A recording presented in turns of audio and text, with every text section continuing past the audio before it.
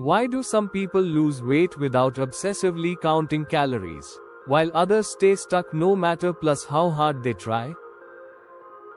If you've been eating less, exercising more, and still not seeing results, the problem may not be a lack of effort. In fact, 3 surprisingly simple habits could be affecting your hunger, blood sugar, and weight loss more than you realize. And the best part? None of them require extreme diets. Let's dive in. Plus, if you're frustrated with weight loss, you're not alone. Millions of people start diets every year with the best intentions.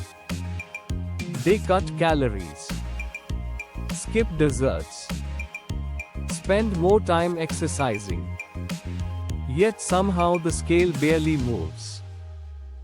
Or maybe it moves for a few weeks. Then everything comes right back. Sound familiar? If so, here's something important to understand. Weight loss is not only about willpower. And it's not simply about eating less food. Your body is constantly receiving signals from hormones, your digestive system, your brain, your sleep patterns, your stress levels, and your physical activity. All of these factors influence how hungry you feel and how much energy your body stores or uses. That's one reason why 2 people can follow similar diets and experience very different results. According to the World Health Organization, obesity has become one of the biggest global health challenges, increasing the risk of heart disease, type 2 diabetes, and several other chronic conditions. The encouraging news is that small, practical habits can often make healthy weight loss easier to sustain.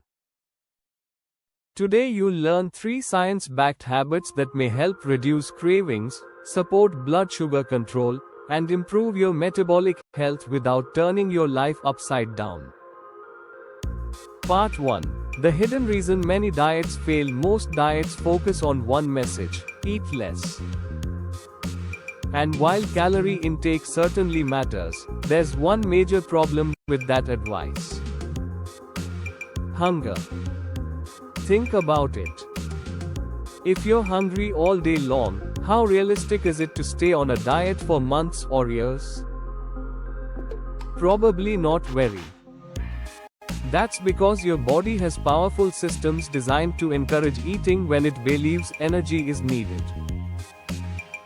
Researchers have identified hormones that influence hunger and fullness throughout the day. These signals affect how hungry you feel, how satisfied you feel after eating, how intense your cravings become, and even which foods you want. This is why successful long-term weight loss often depends on managing hunger, not constantly fighting it. Imagine 2 people trying to lose weight. The first person feels hungry every 2 hours. The second person feels satisfied for 4 or 5 hours after meals. Who do you think will have an easier time sticking to healthy habits? Exactly. The goal isn't to battle your body. The goal is to work with it. Part 2. Understanding insulin without the confusion. Now let's talk about one of the most misunderstood topics in nutrition: insulin. You've probably heard people blame insulin for everything. But insulin is not the villain. In reality, insulin is essential for survival.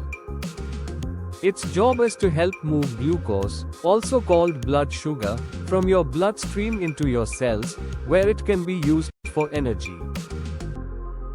Without insulin, your body couldn't function properly. The challenge comes when blood sugar levels repeatedly rise very high throughout the day. When that happens, the body often releases more insulin to keep blood sugar under control. Over time, some people develop insulin resistance. This means the body's cells become less responsive to insulin signals. The National Institutes of Health has identified insulin resistance as a major factor associated with metabolic syndrome, obesity, and type 2 diabetes. But here's what many people misunderstand. This doesn't mean carbohydrates are bad. It doesn't mean you need to fear bread, fruit, rice, or potatoes. Instead, it means that how you eat carbohydrates may matter more than you think. And that's where our first habit comes in. Pattern interrupt, but here's where things get really interesting. What if I told you that two people could eat the exact same meal? The same foods, the same portions, the same calories, and still have very different blood sugar responses? The difference may come down to something surprisingly simple: the order they eat their food. Part 3. Habit number 1: the food order strategy. Let's imagine two friends sitting down for dinner. Both are eating grilled chicken, vegetables, rice, and fruit. Person number 1 starts with the rice. Person number 2 starts with the vegetables and chicken. Then finishes the rice later. Same meal.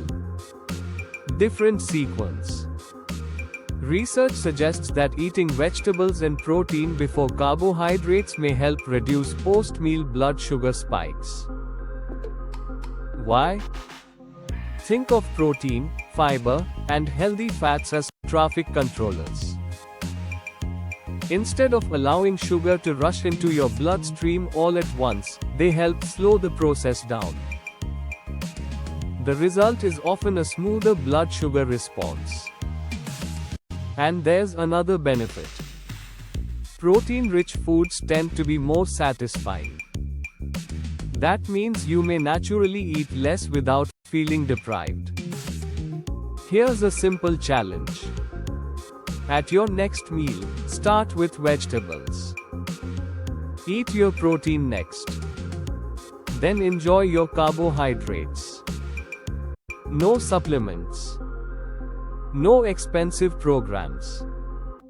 Just a smarter way to structure your plate. Part 4.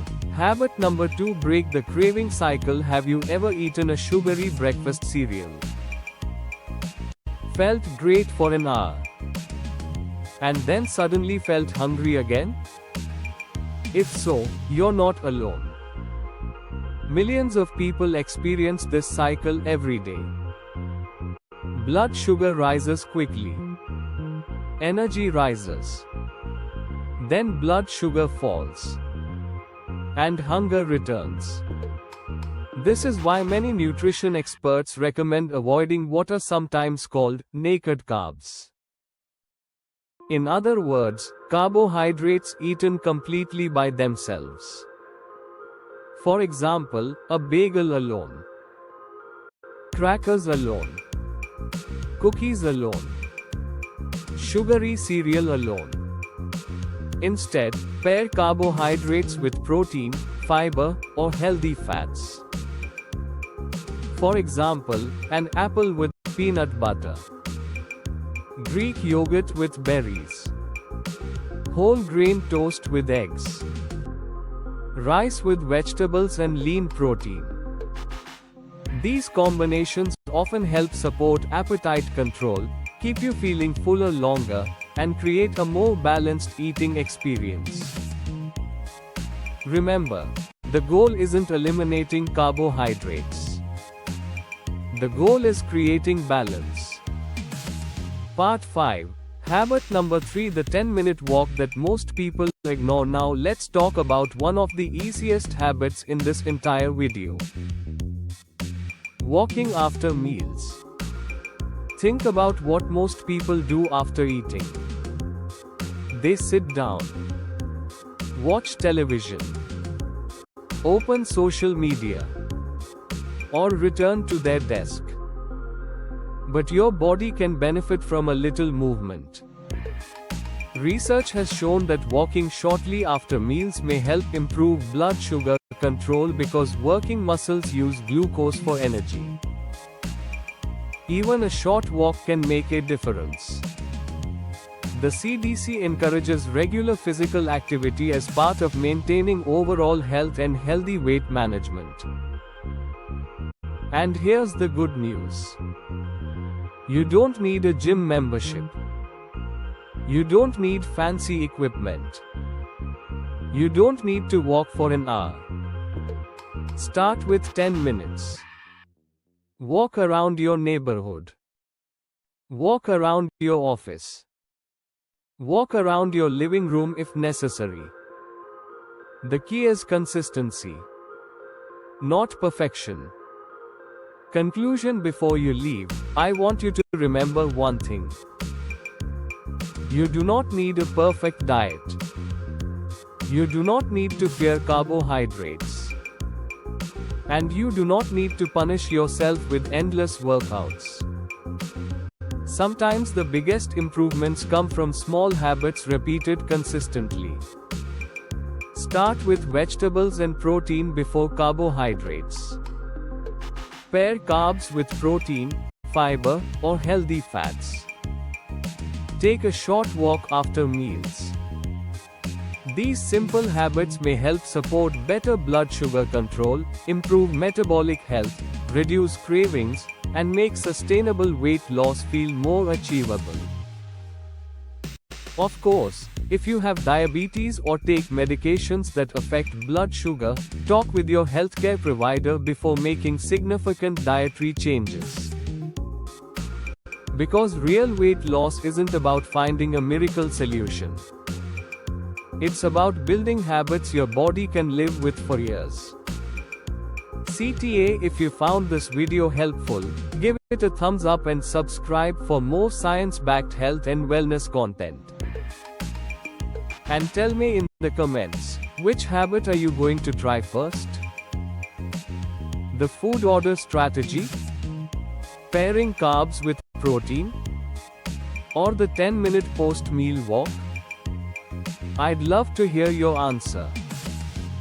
Thanks for watching, and I'll see you in the next video.